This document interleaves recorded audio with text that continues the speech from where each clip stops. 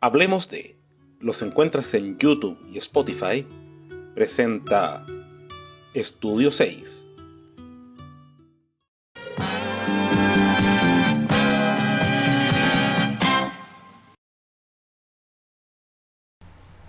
Hoy en Estudio 6, la ENU. El triunfo de la Unidad Popular en 1970 vino a trastornar a la sociedad chilena.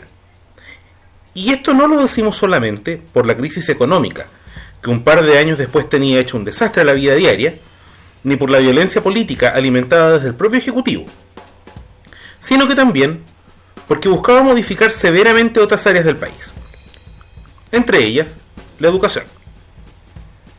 Y es que la flamante coalición de gobierno llegaba con ciertos postulados novedosos apoyados por el Sindicato Único de Trabajadores de la Educación, el antecesor del actual Colegio de Profesores. Entre ellos, que el proceso educativo no terminaba con la instrucción formal, sino que duraba para toda la vida y que desde esa perspectiva había que unificar criterios y estructuras, más allá de la especialización que pudiera tomar cada estudiante de acuerdo a sus necesidades. De esta forma, nació el proyecto conocido como Escuela Nacional Unificada, ENU.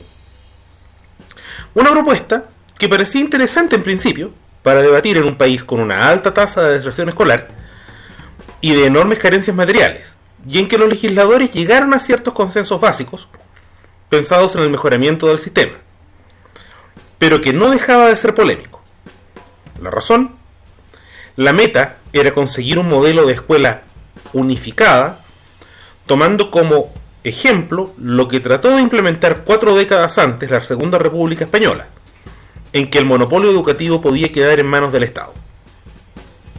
Esto, en el contexto de un gobierno de coalición marxista, parecía sumamente preocupante, considerando el rol que había tenido la educación privada, y en particular la Iglesia Católica, en el desarrollo institucional y educativo del país.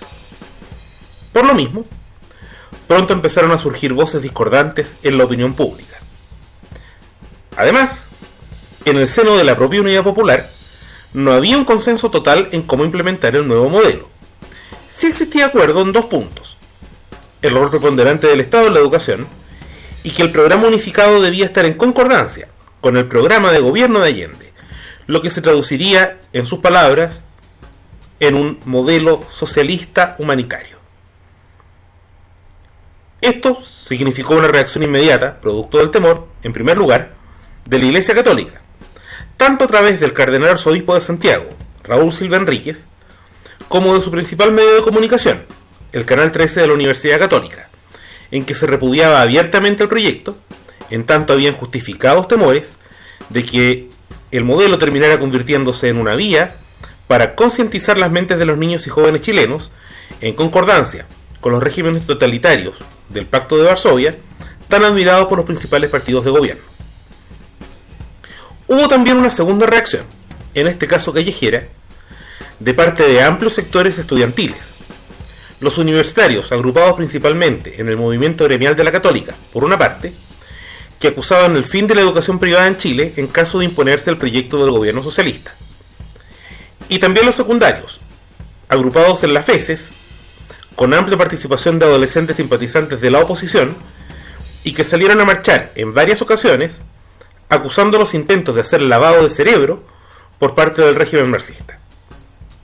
Dichas marchas, como era de esperar, fueron severamente reprimidas por la fuerza pública por orden del Ejecutivo, y además también se toparon con la violencia de los grupos de choque del OPE, que respondieron a las manifestaciones con palos e incluso balazos, como el que llegó en el cráneo al estudiante secundario Diego Lepe.